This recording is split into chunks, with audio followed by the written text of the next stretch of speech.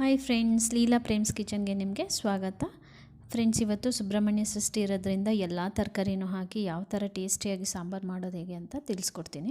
ಮೊದಲಿಗೆ ಇಲ್ಲಿ ನಾನು 200 ಗ್ರಾಮಷ್ಟು ತೊಗರಿಬೇಳೆನ ಕುಕ್ಕರಲ್ಲಿ ತೊಳೆದು ಇಟ್ಕೊಂಡಿದ್ದೀನಿ ಅರಿಶಿನ ಹಾಕಿ. ಇವಾಗ ಇದಕ್ಕೆ ಒಂದು ದೊಡ್ಡ ಈರುಳ್ಳಿನ ಹಚ್ಬಿಟ್ಟು ಹಾಕ್ಕೊಂಡಿದ್ದೀನಿ. ಫ್ರೆಂಡ್ಸ್, ಈರುಳ್ಳಿ ಬೇಕಂದರೆ ಹಾಕ್ಕೊಳ್ಳಿ, ಇಲ್ಲಾಂದರೆ ಇಲ್ಲ. ನೋಡಿ, ಇಲ್ಲಿ ಎಲ್ಲ ಥರ ತರಕಾರಿನೂ ಇದೆ ಫ್ರೆಂಡ್ಸ್. ಇದರಲ್ಲಿ ನೋಡಿ, ಇಲ್ಲಿ ಹುಣಸೆಕಾಯಿ ಕೂಡ ಇದರಲ್ಲಿ ಇದೆ. ಇದರಲ್ಲಿ ಏನಿಲ್ಲ ಅಂದರೂ ಒಂದು 20-30 ಥರ ತರಕಾರಿ ಇದೆ ಫ್ರೆಂಡ್ಸ್.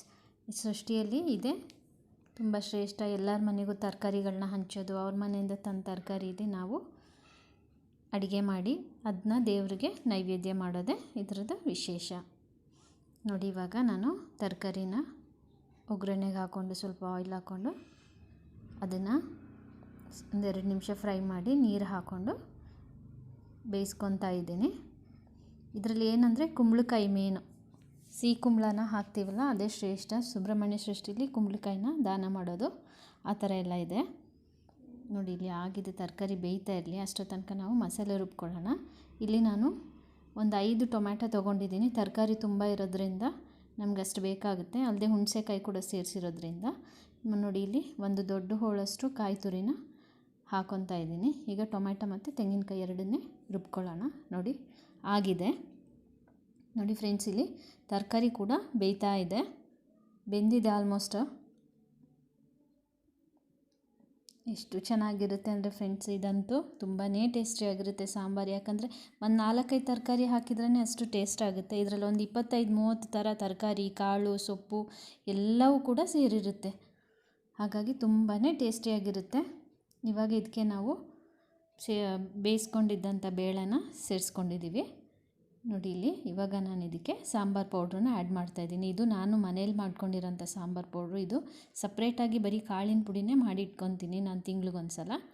ಧನಿಯಾ ಮತ್ತು ಅಚ್ಕಾರದ ಪುಡಿ ಮಾತ್ರ ಮಿಲ್ಗೆ ಹಾಕ್ಸೋದು ನಾವು. ನೋಡಿ, ಇದೆರಡನ್ನು ಕೂಡ ಹಾಕ್ಕೊತಾ ಇದ್ದೀವಿ.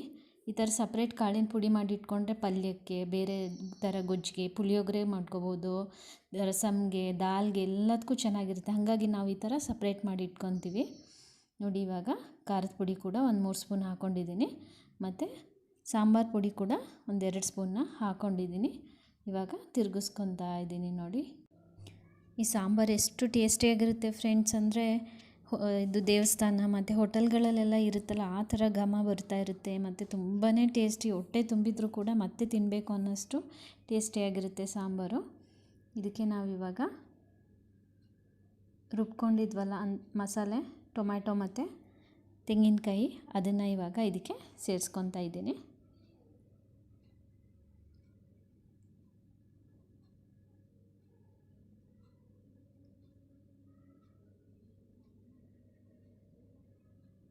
ನೋಡಿ, ಇವಾಗ ಅದನ್ನು ಚೆನ್ನಾಗಿ ಮಿಕ್ಸ್ ಮಾಡ್ಕೊಳ್ಳೋಣ ಫ್ರೆಂಡ್ಸ್. ಈಗ ಮಸಾಲೆನೂ ಹಾಕ್ಕೊಂಡು ಸಾಲ್ಟ್ ಎಲ್ಲ ಹಾಕ್ಕೊಂಡು ಇದು ಚೆನ್ನಾಗಿ ಕುದಿಯೋಕ್ಕೆ ಬಿಡಬೇಕು. ಚೆನ್ನಾಗಿ ಕುದಿಬೇಕು ಸಾಂಬಾರು. ನೋಡಿ, ಇವಾಗ ಗಟ್ಟಿ ಇರೋದ್ರಿಂದ ಅದಕ್ಕೆ ನಾವು ನೀರು ಕೂಡ ಆ್ಯಡ್ ಮಾಡಿಕೊಂಡು ಎಷ್ಟು ಕನ್ಸಿಸ್ಟೆನ್ಸಿ ಬೇಕು, ಸಾಂಬಾರು ಎಷ್ಟು ತೆಳು ಇರಬೇಕು ಅಂತ ನೋಡಿಕೊಂಡು ನೀರು ಕೂಡ ಇದಕ್ಕೆ ಆ್ಯಡ್ ಮಾಡ್ಕೋಬೋದು. ಸಾಲ್ಟು ಕೂಡ ಬೇಕಂದರೆ ಅಡ್ಜಸ್ಟ್ ಮಾಡ್ಕೋಬೋದು.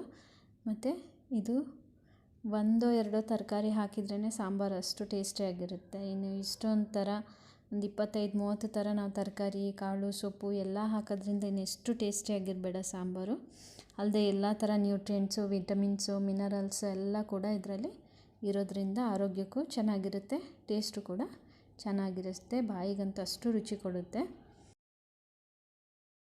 ಫ್ರೆಂಡ್ಸ್. ಇವಾಗ ನೋಡಿ ಹಾಕ್ಕೊಂಡಿದ್ದೀನಿ. ಇವಾಗ ಸಾಂಬಾರು ಚೆನ್ನಾಗಿ ಕುದಿಬೇಕು. ನೋಡಿ, ಕುದಿ ಹತ್ತಾ ಇದೆ, ಚೆನ್ನಾಗಿ ಕುದೀತಾ ಇದೆ. ಇವಾಗ ನೋಡಿ, ಚೆನ್ನಾಗಿ ಕುದ್ದಿದೆ. ಇವಾಗ ಒಂದು 5 ನಿಮಿಷ ಆಗಿದೆ. ಇವಾಗ ಇದಕ್ಕೆ ಇವಾಗ ನಾವು ಒಗ್ಗರಣೆ ಕೊಟ್ಕೋಬೇಕು. ಒಗ್ಗರಣೆ ಪ್ಯಾನಲ್ಲಿ ನಾನು ಆಯಿಲ್ ಹಾಕ್ಕೊಂಡು ಸಾಸಿವೆ ಕೂಡ ಹಾಕ್ಕೊಂಡಿದ್ದೀನಿ. 1 ಸ್ಪೂನ್ ಜೀರಿಗೆ, 1 ಸ್ಪೂನ್ ಸಾಸಿವೆ. ನೋಡಿ, ಇದು ಚೆನ್ನಾಗಿ ಫ್ರೈ ಆಗಿದೆ. ಇವಾಗ ಇದಕ್ಕೆ ನಾವು ಬೆಳ್ಳುಳ್ಳಿ ಒಂದು 8-10 ಹಾಕ್ಕೊತಾ ಇದ್ದೀನಿ. ನೀವು ಬೆಳ್ಳುಳ್ಳಿ ಬೇಡ ಅಂದರೆ ಸ್ಕಿಪ್ ಮಾಡ್ಕೋಬೋದು. ನೋಡಿ, ಇದು ಇವಾಗ ಬೆಳ್ಳುಳ್ಳಿ ಕೂಡ ಚೆನ್ನಾಗಿ ಫ್ರೈ ಆಗಿ ಕೆಂಪಗಾಗಬೇಕು.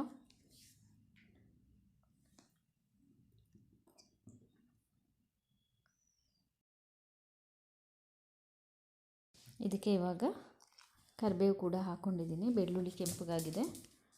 ಇವಾಗ ಒಗ್ಗರಣೆನ ಸಾಂಬಾರ್ಗೆ ಹಾಕ್ಬಿಟ್ಟು ಪ್ಲೇಟ್ ಮುಚ್ಚಿ ಕೊತ್ತಂಬರಿ ಸೊಪ್ಪು ಎಲ್ಲ ಸೇರಿಸ್ಕೊಂಡ್ರೆ ಸಾಂಬಾರು ರೆಡಿ. ನೋಡಿ ಫ್ರೆಂಡ್ಸ್, ಎಷ್ಟು ಚೆನ್ನಾಗಿದೆ ಅಂದರೆ ಸಾಂಬಾರಂತೂ ತುಂಬಾ ಟೇಸ್ಟಿಯಾಗಿರುತ್ತೆ.